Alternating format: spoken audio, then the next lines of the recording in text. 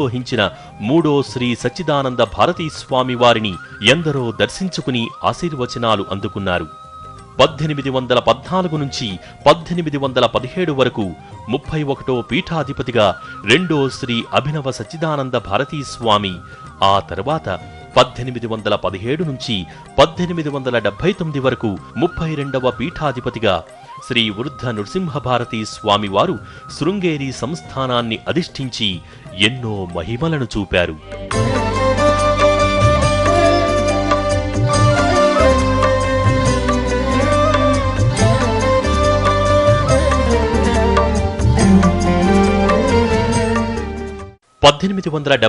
నుంచి 1912 వరకు 33వ పీఠాధిపతిగా శ్రీ సచ్చిదానంద శివాభి నృసింహ భారతీ మహాస్వామివారు 34 ఏళ్ల పాటు శృంగేరి పీఠాన్ని అధిరోహించారు.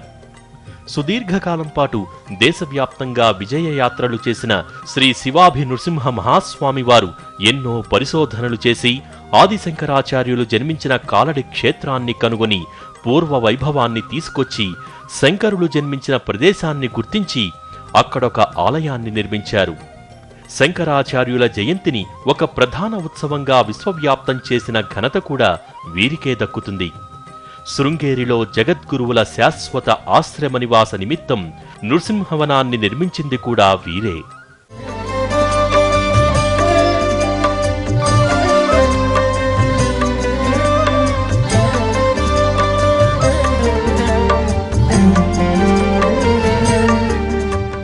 శృంగేరి గురువైభవం ప్రత్యేక కార్యక్రమంలో ఇప్పుడొక స్వల్ప విరామం.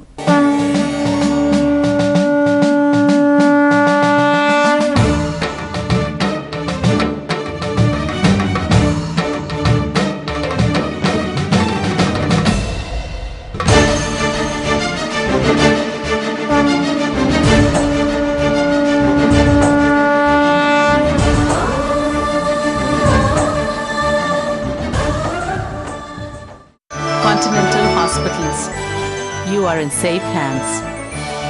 మచలు మురికి ఉండవచ్చునా, మన శశి మురికిని తరిమే సూపర్ స్టార్ అమ్మా. రంగు బట్టలైనా తెల్ల బట్టలైనా మెరుపుకి జొలింపుకి మన శశి కావాలి. శశి డిటర్జెంట్ సోప్ మరియు వాషింగ్ పౌడర్. మన శశి రామబాణం లాంటి రాంబామ్ జలుబు, తలనొప్పి, కీళ్ల నొప్పులు, నడుము నొప్పులను నివారిస్తుంది. వివరాలకు సంప్రదించండి DFI traders and distributors private limited 9392325442. విదేశాల్లో ఉన్న తమ వారికి కేవలం 500 రూపాయలు ప్లస్ టాక్స్ తో 5 రోజుల్లో మీ వస్తువులను పంపుతుంది. www.garudavega.com వెబ్సైట్ చూడండి, వివరాలన్నీ మీకే తెలుస్తాయి. పసుపు కుంకుమ అనగానే గుర్తుకొచ్చేది గోపురమే. గోపురం పసుపు పొడి మరియు కుంకుమ. పారంపర్యం పరిశుభ్రం. గోపురం. What is this? Traditional fragrance of India. What is this? Traditional fragrance of India. భారత్వాసి agarbatti. అన్ని రకాల రుచికరమైన మసాలాలు మీ ఇంట ఆనందాన్ని వెదజల్లుతాయి. స్వచ్ఛమైన శుద్ధమైన గుణాల సమ్మేళనం, అదే ఆనంద్ మసాలే.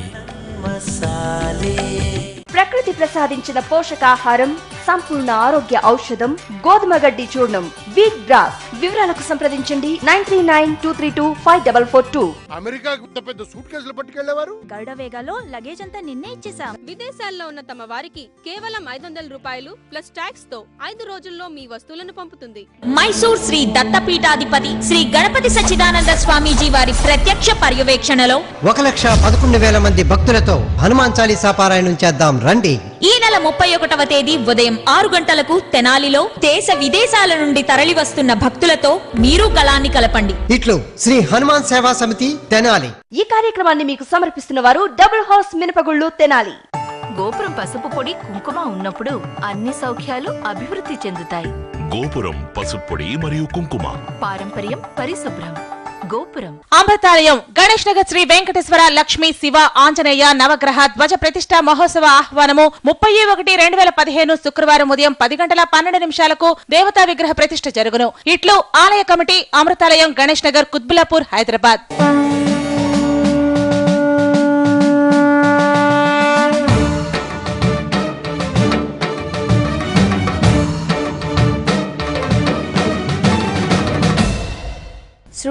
గురువైభవం ప్రత్యేక కార్యక్రమానికి పునఃస్వాగతం.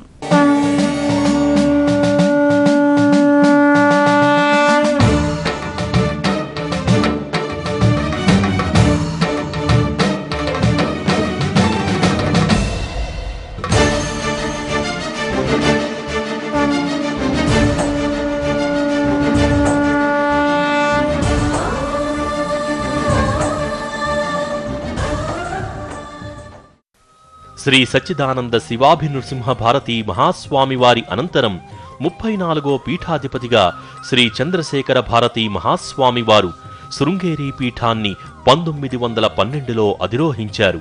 1954 వరకు 43 ఏళ్ల పాటు జగద్గురువులుగా భక్తులను అనుగ్రహించారు. 20 ఏళ్ల చిరుప్రాయంలోనే జగద్గురువులుగా బాధ్యతలు స్వీకరించిన శ్రీ శివాభినృసింహ భారతీ స్వామివారు అనునిత్యం భగవంతుడి సేవలోనే తరించేవారు.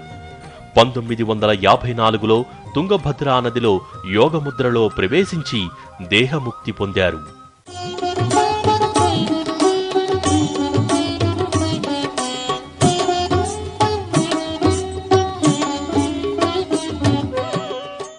శ్రీ చంద్రశేఖర భారతీ తీర్థస్వామి వారి తర్వాత వారి శిష్యుడిగా 35వ పీఠాధిపతిగా 1954లో శృంగేరి పీఠాన్ని అధిరోహించారు శ్రీ అభినవ విద్యాతీర్థ మహాస్వామివారు.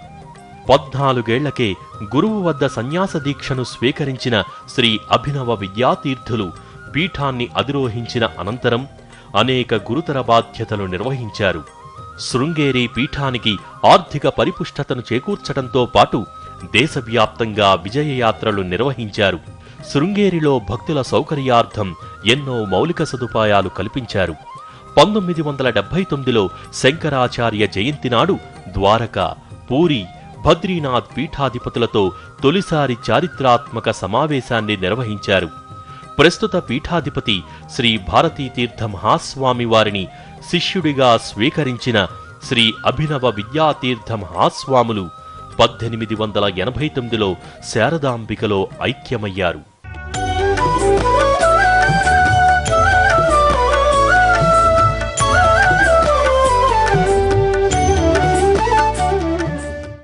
అవిచ్ఛిన్న శృంగేరి గురు పరంపరను కొనసాగిస్తూ 1989లో శృంగేరి దక్షిణాంనాయ పీఠ మహాసంస్థాన వ్యాఖ్యాన సింహాసనాన్ని 36వ పీఠాధిపతిగా అధిరోహించారు శ్రీ భారతీతీర్థ మహాస్వామివారు.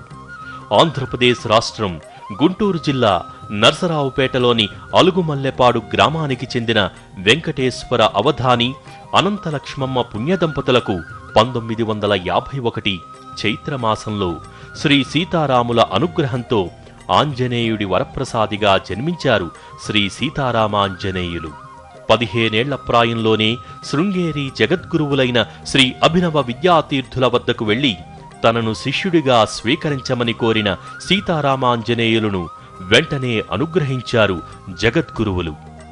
23 ఏళ్ల వయసులో సీతారామాంజనేయులను శిష్యుడిగా స్వీకరించి 1974లో సన్యాస దీక్షనిచ్చి శ్రీ భారతీతీర్థ నామధేయాన్ని అనుగ్రహించారు అభినవ విద్యాతీర్థులు. 1989లో మహాసన్నిధానం శివైక్యం చెందిన తరువాత జగద్గురువుగా శృంగేరి పీఠాన్ని అధిరోహించారు శ్రీ భారతీతీర్థ మహాస్వామివారు. నాటి నుంచి శారదా చంద్రమౌళీశ్వర సేవలో తరిస్తూ నిరంతర ధర్మస్థాపనకు కృషి చేస్తున్నారు జగద్గురువులు.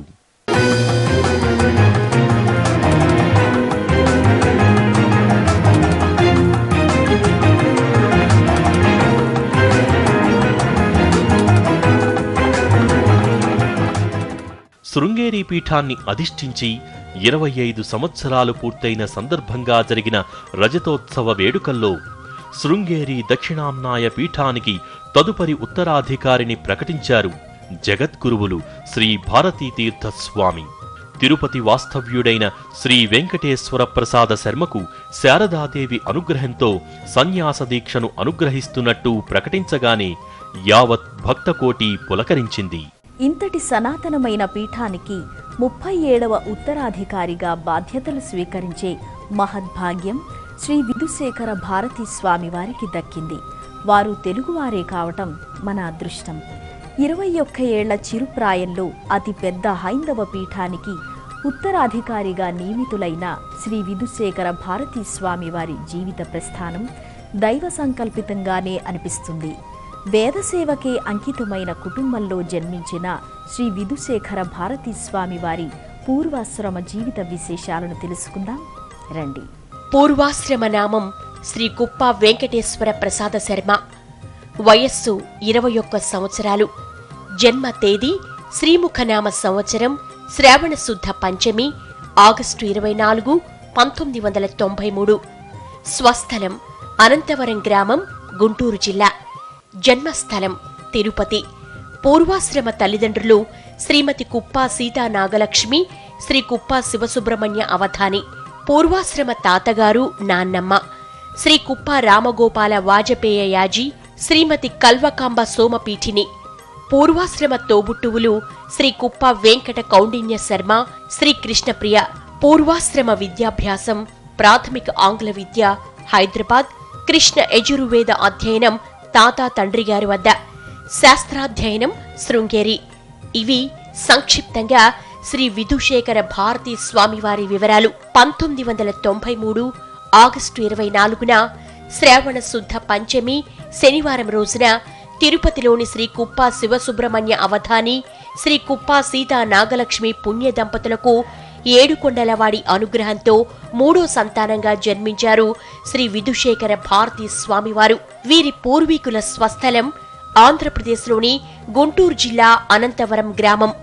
ఉద్యోగరీత్యా 1993లో తిరుపతి శ్రీ గోవిందరాజస్వామి ఆలయంలో వేద పారాయణదారుడుగా ఉన్న కుప్ప సుబ్రహ్మణ్య అవధాని గారు కీసరగుట్ట వేద పాఠశాల ప్రధాన అధ్యాపకులుగా బదిలీ కావడంతో ఆ ఏడాదిలోనే వారి కుటుంబం హైదరాబాదుకు మకాం మార్చింది. బాల్యం నుంచే ఆధ్యాత్మిక వాతావరణంలో ఎదిగిన శ్రీ విధుశేఖర భారతీ స్వామివారు నర్సరీ నుంచి 2వ తరగతి వరకు సికింద్రాబాద్లోని భవన్స్ శ్రీరామకృష్ణ విద్యాలయంలో చదువుకున్నారు. అయితే వేద సంస్కృతిపై పుత్రునిలోని ఆసక్తిని గమనించి వేద పండితుడిగా తీర్చిదిద్దాలన్న లక్ష్యంతో తండ్రిగారైన శివసుబ్రహ్మణ్య అవధాని స్వామివారిని స్కూలు మాన్పించారు. 1998లో ఉపనయనం చేయించి వారి తాతగారైన శ్రీ కుప్ప రామగోపాల వాజపేయ యాజిగారి వద్ద 10 ఏళ్ల పాటు కృష్ణ యజుర్వేదం అధ్యయనం చేయించారు. వీరి కుటుంబం శృంగేరి జగద్గురువుల భక్తులు కావడంతో అప్పుడప్పుడు శృంగేరికి వెళ్లి శ్రీ భారతీ తీర్థుల వారిని దర్శించుకునేవారు. అయితే తాత తండ్రిగారి వద్ద వేద విద్యను పూర్తి చేసిన శ్రీ విధుశేఖర భారతీ స్వామివారు శాస్త్రాధ్యయనం నిమిత్తం 2009లో శృంగేరికి వెళ్లారు. నాటి నుంచి నామమాత్రంగా తప్పించి తిరిగి తల్లిదండ్రుల వద్దకు రాలేదు. అక్కడి పీఠం ఆధ్వర్యంలో నడిచే శ్రీ సద్విద్యా సంజీవని సంస్కృత మహాపాఠశాలలో వివిధ శాస్త్రాలను అధ్యయనం చేశారు. అనంతరం శ్రీ శృంగేరి జగద్గురువులు శ్రీ భారతీ తీర్థ స్వామివారి వద్ద తర్క శాస్త్రాన్ని నేర్చుకున్నారు. శ్రీ విధుశేఖర భారతీ స్వామివారిలోని అపూర్వ వేద విజ్ఞానం, గురు భక్తి, సనాతన సంప్రదాయాలపై అవగాహన, దక్ష దీక్షతను గుర్తించిన భారతీ తీర్థ మహాస్వామివారు ప్రసాద శర్మను ఉత్తరాధికారిగా ప్రకటించారు.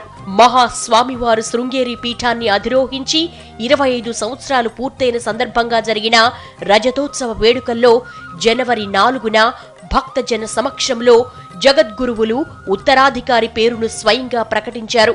ಈ ಮಠದಲ್ಲಿ ಒಂದು ಗುರು ಶಿಷ್ಯ ಪರಂಪರೆ ಅಂತ ಅನ್ನೋದು ಕೇವಲ ಆ ಶಾರದಾಮ್ಮನವರ ಆಜ್ಞೆಯ ಮೇರೆಗೆ, ಅಪ್ಪಣೆಯ ಮೇರೆಗೆ, ಅಮ್ಮನವರ ಕೃಪೆಯಿಂದ ಬಂದಿದೆ ಅಂತ ಅನ್ನೋದು ಸರ್ವವಿದಿತ. ನಮ್ಮ ಗುರುಗಳು ಯಾವ ರೀತಿಯಾಗಿ ನಮಗೆ ಅನುಗ್ರಹ ಮಾಡಿದರು ಅದೇ ರೀತಿಯಾದಂತಹ ಒಂದು ಕರ್ತವ್ಯವನ್ನು ಮಾಡಬೇಕು ಎಂಬತಕ್ಕಂತಹ ಭಾವನೆ ನನ್ನ ಮನಸ್ಸಿನಲ್ಲೂ ಇದೆ. ನನಗೂ ಈಗ 64 ವಯಸ್ಸು.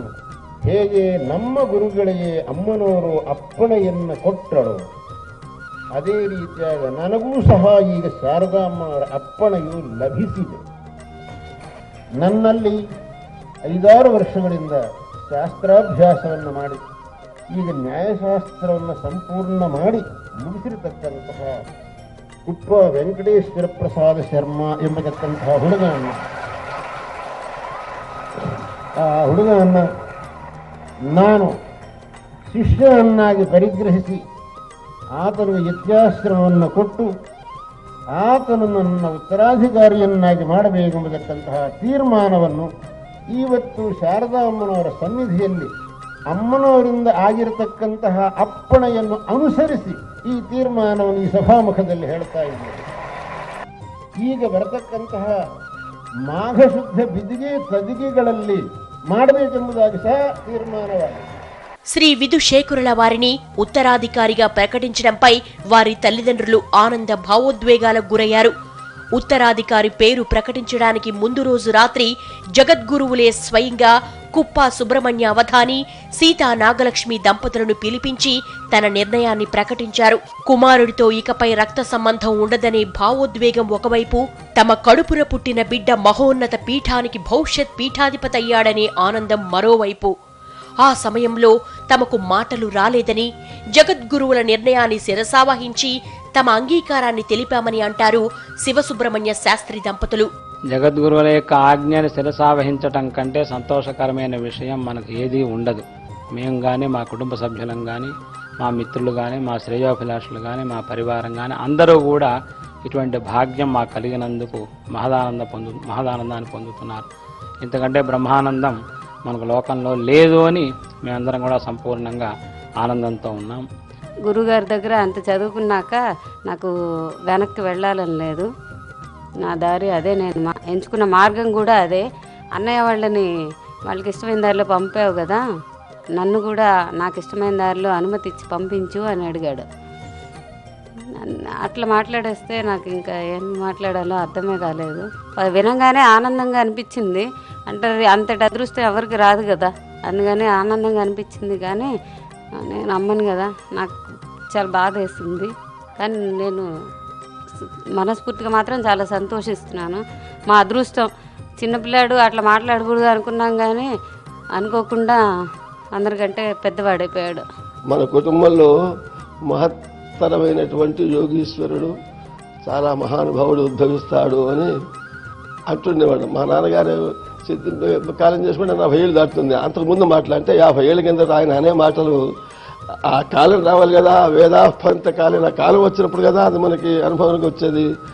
ఇప్పుడు వాళ్ళు చేసిన తపస్సు ఇప్పుడు అనుభవానికి వచ్చి ఇది భారతదేశంలో గొప్ప పీఠం.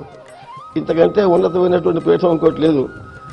120 కోట్ల జనము ఉన్నటువంటి భారతదేశంలో అందరూ చూడదగినటువంటి పీఠం శృంగేరి శారదా పీఠం. ఆ పీఠానికి మరి ఉత్తర అధికారి అయినాడంటే అది సాక్షాత్తు ఈశ్వరాంశే, ఏం సందేహం లేదు. దాన్ని కాపాడుకొని మళ్ళీ భవిష్యత్తులో కూడా ఒక జన్మ 3 జన్మల్ని సూచిస్తుంది. కేంద్ర జన్మలో చేశాము, ఇప్పుడు అనుభవిస్తున్నాము, మళ్ళీ ఇప్పుడు చేస్తాం, భవిష్యత్తు కూడా మనకు వస్తుందని ధైర్యం. బాల్యం నుంచే వేదం, ఆధ్యాత్మిక, భగవత్ సేవ మాత్రమే తెలిసిన శ్రీ విధుశేఖరానంద భారతీ స్వామివారు 21 ఏళ్ల అతి చిన్న వయసులోనే శృంగేరి పీఠానికి ఉత్తరాధికారి. అటువంటి పుత్రుడికి జన్మనిచ్చే అదృష్టం ఎంతో పుణ్యం చేసుకున్న దంపతులకు మాత్రమే లభిస్తుంది. ఆ మహద్భాగ్యం శివసుబ్రహ్మణ్య శాస్త్రి, సీతా నాగలక్ష్మి దంపతులకు కలిగింది. తమ సోదరుడు ఓ మహోన్నత పీఠాన్ని అధిరోహించడం తమ వంశం చేసుకున్న పుణ్యమని అంటారు స్వామివారి పూర్వాశ్రమ సోదరుడు కుప్ప వెంకట కౌండిన్య శర్మ. ఈ వార్త వినగానే నాకు కూడా చాలా ఆనందంగా అనిపించింది. ఆనందం ఎందుకంటే అది వీఆర్ ఆల్ బ్లెస్డ్ అని, we are all blessed, all very lucky. మేమందరం చాలా ఎంతో జన్మజన్మల పుణ్యం ఇది. సో నేను చెప్పొచ్చేది ఒకటే, మమ్మల్ని అందరినీ తరింపజేశాడు. మాకు చాలా ఆనందంగా ఉంది. తల్లిగా కొడుకుకు అచ్చటా ముచ్చటా తీర్చుకోలేకపోయినా ఓ మహోన్నత పీఠంపై జగద్గురువుగా దర్శించుకునే భాగ్యం తమకు కలిగిందనంటారు సీతా నాగలక్ష్మి. రక్త సంబంధపరంగా పుత్రుడు దూరమైనా ఆధ్యాత్మిక పరంగా తమకు ఆరాధ్య గురువుగా మారాడని అంటారు వారు. శృంగేరి గురువైభవం ప్రత్యేక కార్యక్రమంలో మరొక స్వల్ప విరామం.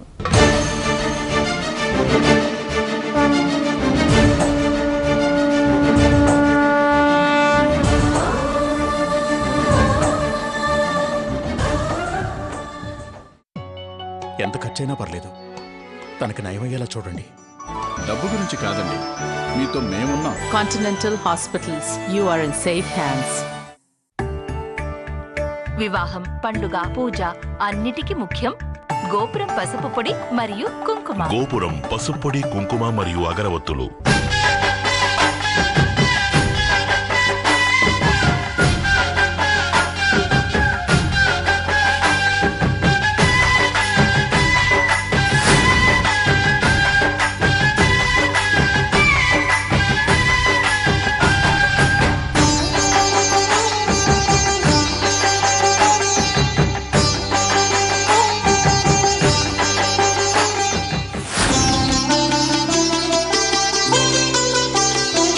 సకల విఘ్నహరుడు, సిరుల ప్రదాయకుడు గణేశుడు కొలువైన బిక్కవోల్ శ్రీ లక్ష్మీ గణపతి క్షేత్రాన్ని దర్శింపచేస్తుంది పుణ్యక్షేత్రం.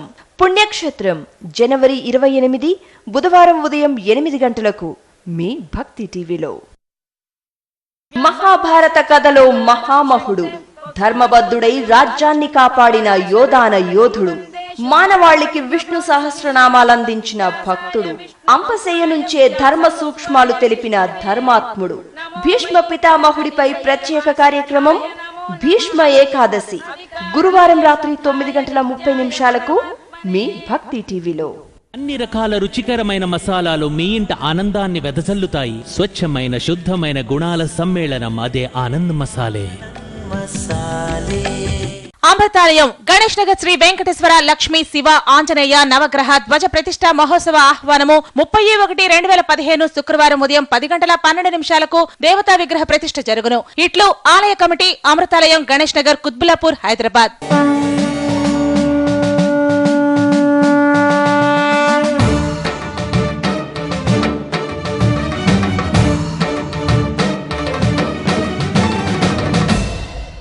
శృంగేరి గురువైభవం ప్రత్యేక కార్యక్రమానికి తిరిగి స్వాగతం.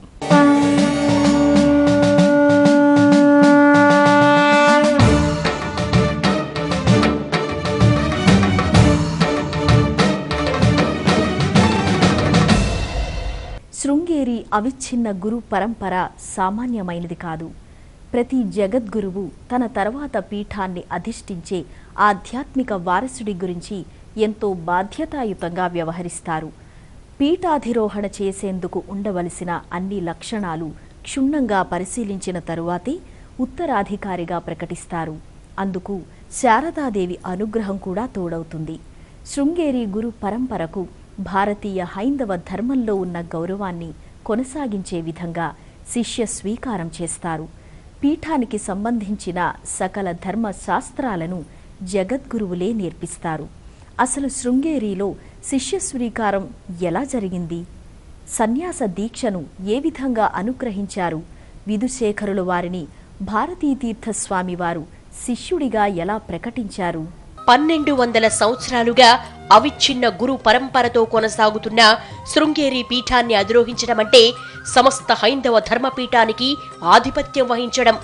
శృంగేరి పీఠాధిపతి వాక్కు వేదవాక్కని ప్రతీతి. అందుకే శృంగేరి జగద్గురువులను భక్తులు సాక్షాత్తు శారదాంబికా ప్రతిరూపంగా, నడిచే శంకరాచార్యులిగా భావిస్తారు. శృంగేరి పీఠాధిపతి దర్శనమే పూర్వజన్మ సుకృతంగా భావిస్తారు. అంతటి మహిమాన్వితమైన పీఠం శృంగేరి జగద్గురువు పీఠం.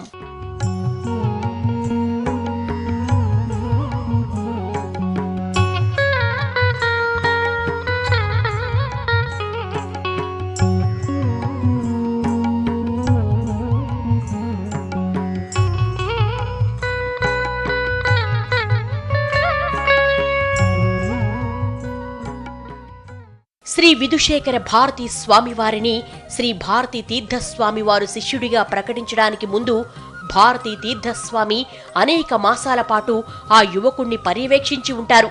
అతి సనాతనమైన పీఠానికి శ్రీ విధుశేఖరుడు అర్హుడని పరిపూర్ణంగా నిర్ణయించుకున్న తరువాతే శారదాదేవి అనుగ్రహంతో భక్తుల సమక్షంలో ప్రకటించారు.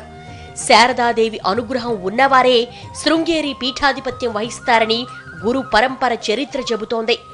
పరిపూర్ణమైన భక్తిభావం, సకల వేద శాస్త్రాలపై ఔపోసన, గురువులపై భక్తి శ్రద్ధలు ఉన్నవారే శృంగేరి పీఠానికి ఉత్తరాధికారిగా నియమితులవుతారు.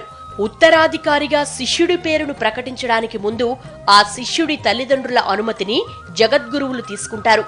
అందుకు వారు సమ్మతిస్తేనే ఉత్తరాధికారిగా ప్రకటించేందుకు జగద్గురువులు తీర్మానించుకుంటారు. ఒకవేళ వారు అంగీకరించకపోతే జగద్గురువులు సైతం ఆ ప్రతిపాదనను విరమించుకుని మరో శిష్యుడి కోసం అన్వేషిస్తారు. శ్రీ విధుశేఖర భారతీ స్వామివారిని ఉత్తరాధికారిగా ప్రకటించేందుకు వారి పూర్వాశ్రమ తల్లిదండ్రులు పరిపూర్ణమైన అంగీకారం తెలపడంతో జగద్గురువులు శ్రీ విధుశేఖరులను ఉత్తరాధికారిగా ప్రకటించారు. జగద్గురువులు అధికారికంగా ఉత్తరాధికారిని ప్రకటించిన వెంటనే కాబోయే ఉత్తరాధికారికి వేద శాస్త్రాలతో పాటు పీఠానికి సంబంధించిన అన్ని వ్యవహారాల గురించి పీఠాధిపతి స్వయంగా కఠోర శిక్షణ ఇస్తారు. భవబంధాలన్నీ తెంచుకున్నవారే ఉత్తరాధికారి పదవికి అర్హులవుతారు. ఎందుకు కఠోర బ్రహ్మచర్యం, లౌకికానందాలపై ఆసక్తి లేకపోవడం, బంధుమిత్రుల సంబంధాలు పూర్తిగా వదులుకోవడం వంటి వాటికి సిద్ధపడ్డవారే భవిష్యత్ పీఠాధిపతిగా నియమితులవుతారు.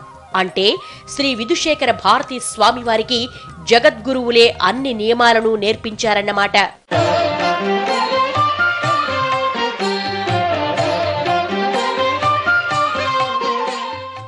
భవిష్యత్ పీఠాధిపతికి సన్యాస దీక్షను అనుగ్రహించే ముహూర్తాన్ని శారదాంబిక అనుగ్రహంతో పీఠాధిపతి స్వయంగా నిర్ణయించారు. శ్రీ వెంకటేశ్వర ప్రసాద శర్మకు సన్యాస దీక్ష అనుగ్రహించే ముహూర్తంగా మాఘ శుద్ధ విధేయ, మాఘ బహుళ తదేయగా నిర్ణయించారు జగద్గురువులు. సన్యాస దీక్ష నియమావళిలో భాగంగా తొలి రోజున శ్రీ వెంకటేశ్వర ప్రసాద శర్మ అష్ట శ్రాద్ధలను నిర్వహించారు. సామాన్య పరిభాషలో చెప్పాలంటే సన్యాస దీక్ష స్వీకరిస్తున్నందున ఇకపై తనకు తల్లితో కాని, తండ్రితో కాని, తోడబుట్టిన వారితో గాని, బంధుమిత్రులతో కాని ఎలాంటి బంధుత్వం ఉండకూడదు కాబట్టి తనకు తానే శ్రాద్ధాకర్మలు నిర్వహించుకోవడం అన్నమాట. ఈ కార్యక్రమం పూర్తయిన తర్వాత శ్రీ విధుశేఖరుల వారికి వారి పూర్వాశ్రమ బంధుమిత్రుల బంధాలేవీ ఉండవు. అష్ట విధాల శ్రాద్ధాలను వెంకటేశ్వర ప్రసాద శర్మ నిర్వహించిన తరువాత సన్యాసాశ్రమానికి సిద్ధమయ్యారు. ఆ రోజున పరిపూర్ణ ఉపవాస దీక్షతో జాగరణ చేశారు. మహాగణపతి పూర్ణాహుతి, శృంగేరి దేవాలయాల సందర్శనం, గురువధిష్ఠాన మందిరాల వద్ద పూర్వాంగ నమస్కారాలు తదితర కార్యక్రమాలు నిర్వహించారు.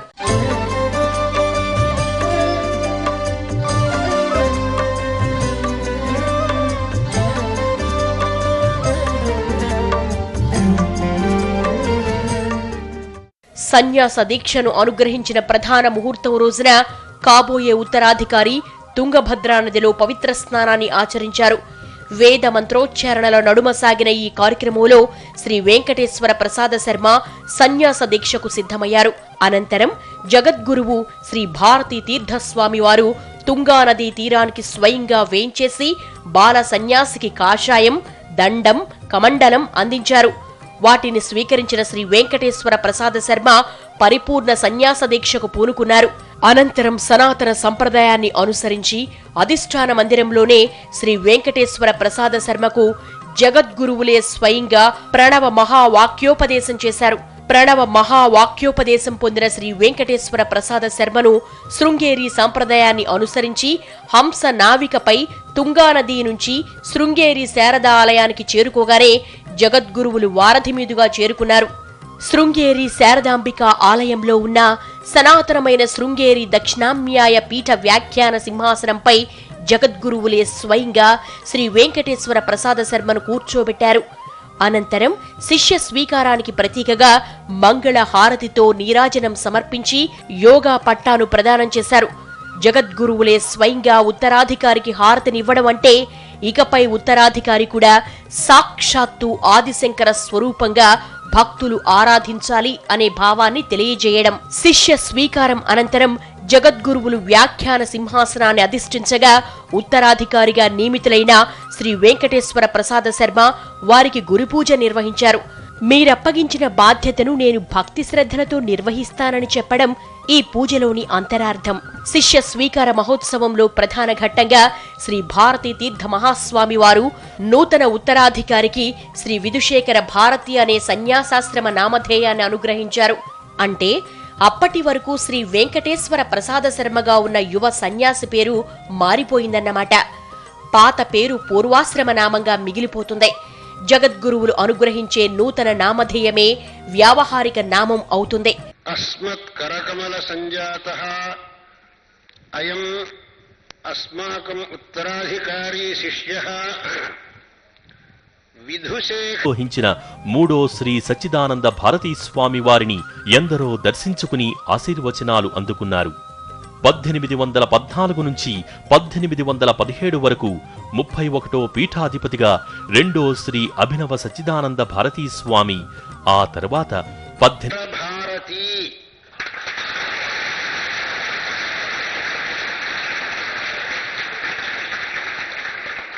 విధుశేఖర భారతి ఇది నామ్నా అస్మాభిః అనుగృహ్యతే. శిష్య స్వీకార మహోత్సవం అనంతరం శృంగేరి జగద్గురువులకు ఉత్తరాధికారి భక్తులను ఉద్దేశించి చేసే తొలి అనుగ్రహ భాషణం భక్తులు మహాప్రసాదంగా భావిస్తారు. జగద్గురువులు అప్పగించిన బాధ్యతను వారి ఆశీర్వచనాలతోనే నిర్వహిస్తారని ఉత్తరాధికారి పేర్కొనగా, శారదాంబిక అమ్మవారి అనుగ్రహంతోనే తాను ఉత్తరాధికారిని ప్రకటించానని జగద్గురువులు చెప్పడంతో భక్తుల కరతాళ ధ్వనులు మిన్నంటాయి. ಇನ್ನು ಹೆಚ್ಚು ನಾನು ಹೇಳ್ತಕ್ಕಂಥದ್ದೇನಿಲ್ಲ. ನಮ್ಮ ಉತ್ತರಾಧಿಕಾರಿ ಸ್ವಾಮಿಗಳಿಗೆ ನಾನು ವಿಧುಶೇಖರ ಭಾರತಿ ಎಂಬತಕ್ಕಂತಹ ಯೋಗ ಪಟ್ಟವನ್ನು ಕೊಟ್ಟಿದ್ದೆ. ಅನೇಕರು ಕೇಳಿದ್ರಂತೆ ಏನು ಇದರರ್ಥ ಅಂತ ಹೇಳಿ. ನಮ್ಮ ಪರಮಗುರುಗಳು ಚಂದ್ರಶೇಖರ ಭಾರತಿ ಎಂಬತಕ್ಕಂತಹ ಅಭಿಧಾನದಿಂದ ಜಗತ್ತಿನಲ್ಲಿಯೇ ಪ್ರಸಿದ್ಧರಾದವರು. ಅವರ ನಾಮವನ್ನು ಕೇಳದವರು ಯಾರೂ ಇಲ್ಲ. ಅವರ ನಾಮಧೇಯವನ್ನೇ ಇವರಿಗೆ ಇಡಬೇಕು ಅಂತ ನನಗೆ ಅಭಿಪ್ರಾಯವಿತ್ತು. ಸಂಸ್ಕೃತದಲ್ಲಿ ಚಂದ್ರನಿಗೆ ವಿಧು ಎಂಬುದು ಪರ್ಯಾಯ ಪದ.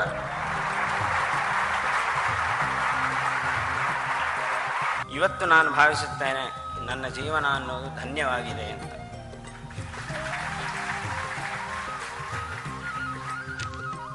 ನಾನು ಮೊದಲು ಅವರು ನನ್ನನ್ನು ಉತ್ತರಾಧಿಕಾರಿಯನ್ನಾಗಿ ಸ್ವೀಕರಿಸ್ತೇನೆ ಎಂದು ಹೇಳಿದಾಗ ನಾನು ಅವರ ಹತ್ರ ಕೇಳಿದೆ, ಇಷ್ಟೊಂದು ಜವಾಬ್ದಾರಿ ಅನ್ನೋದು ನನ್ನ ಮೇಲೆ ಇಡ್ತಿದ್ದೀರಿ ತಾವು, ಆದರೆ ಇದನ್ನೆಲ್ಲ ಹೊರಲಿಕ್ಕೆ ನನಗೆ ಸಾಧ್ಯತೆ ಉಂಟಾ ಎಂದು ಕೇಳಿದೆ. ಅದಕ್ಕೆ ಅವರು ಮಂದಹಾಸದಿಂದ ಉತ್ತರವನ್ನು ಕೊಟ್ಟಿದ್ದಾರೆ. ಅದಕ್ಕೆ ಅವರು ಮಂದಹಾಸದಿಂದ ಹೇಳಿದ್ದಾರೆ, ನೀನೇನು ಅದರ ಬಗ್ಗೆ ಯೋಚನೆ ಮಾಡೋದು ಬೇಡ, ನನ್ನ ಅನುಗ್ರಹ ಅನ್ನೋದು ನಿನ್ನ ಮೇಲೆ ಪರಿಪೂರ್ಣವಾಗಿ ಇದೆ, ಅದರಿಂದಲೇ ನಿಮಗೆ ಎಲ್ಲದೂ ಸಿಗುತ್ತೆ ಎಂಬುದಾಗಿ ಅವರು ಹೇಳಿದರು. హైందవ ధర్మపీఠాన్ని అధిరోహించే మహద్భాగ్యం శ్రీ విధుశేఖరుల వారికి చిరుప్రాయంలోనే కలిగింది. వారి మార్గదర్శనంలో హిందూ సనాతన ధర్మం మరింత ద్విగుణీకృతమవ్వాలని కోరుకుంటూ జగద్గురువులు శ్రీ భారతీ తీర్థస్వామి వారికి, భవిష్యత్ జగద్గురువులకు శ్రీ విధుశేఖర భారతీ స్వామి వారికి వందనం, గురువందనం.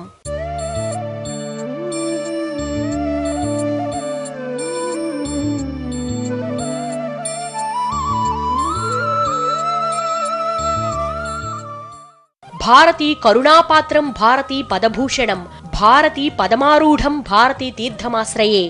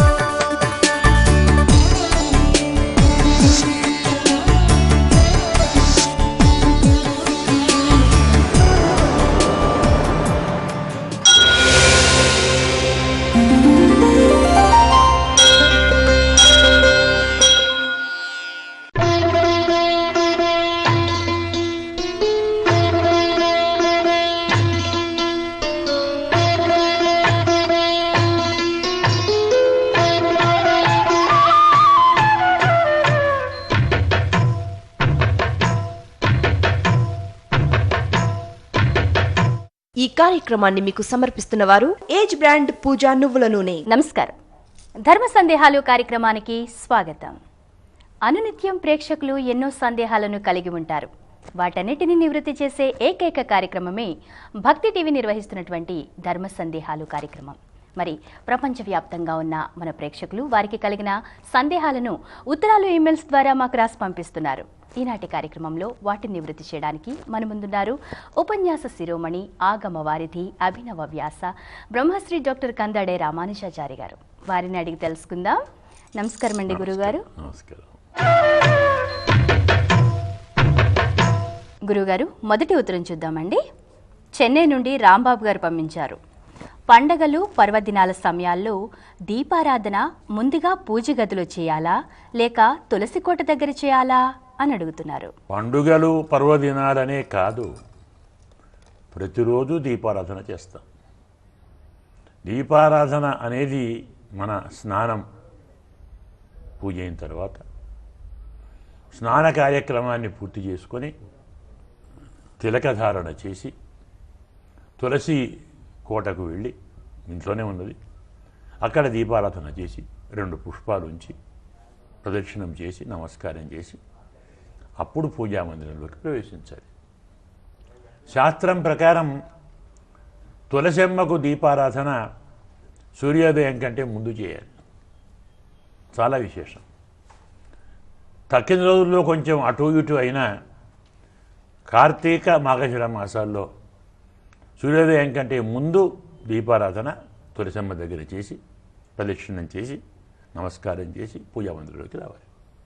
కాబట్టి ఏ రోజైనా మొదలు తులసి మందిరానికే, తులసి కోటకే దీపారాధన, తర్వాతే ఇంట్లో మనం నిత్యకృత్యం చేసుకోవాలి.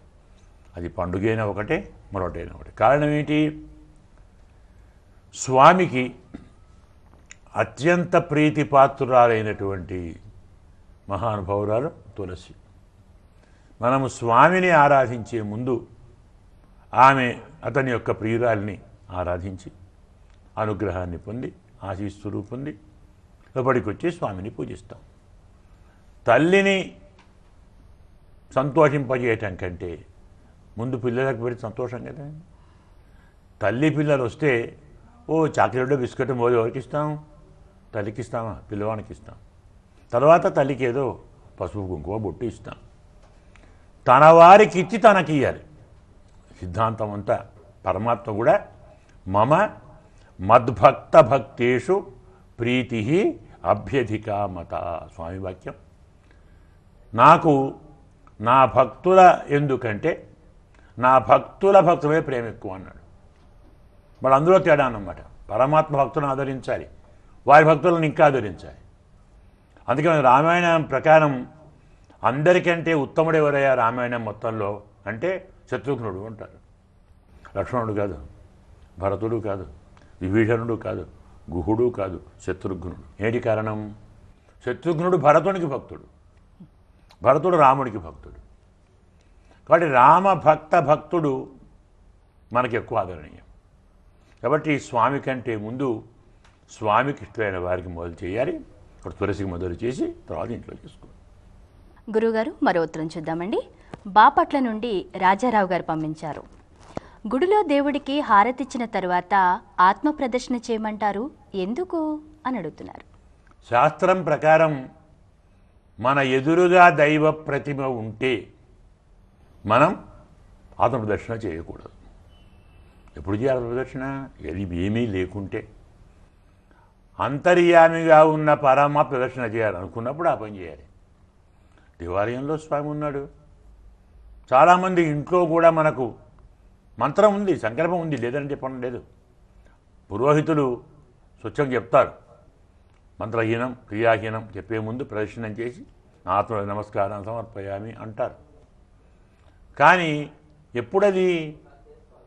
సత్యనారాయణ స్వామి వ్రతం ఉంది, సత్యనారాయణ స్వామి ఎదురుగా ఉన్నాడు, లక్ష్మీదేవి ఎదురుగా ఉంది, నారాయణ ఎదురుగా ఉన్నాడు, మరొకరు ఎదురుగా ఉన్నారు. ఒక దైవమూర్తి ఎదురుగా ఉన్నప్పుడు ఆయన ముందర మనకు మనం ప్రదక్షిణ చేసుకుంటే ఆయన ఏం చేసినట్టయితుంది? అర్థమైందే? స్వామి ఎదురుగా పెట్టుకొని స్వామి కాక మనకు చేయటం, మనలో మనకు చేసుకోవటం, అంతర్యామిగా ఉన్న స్వామికి చేసుకోవటం అనేది శాస్త్రం ఒప్పుకోదు.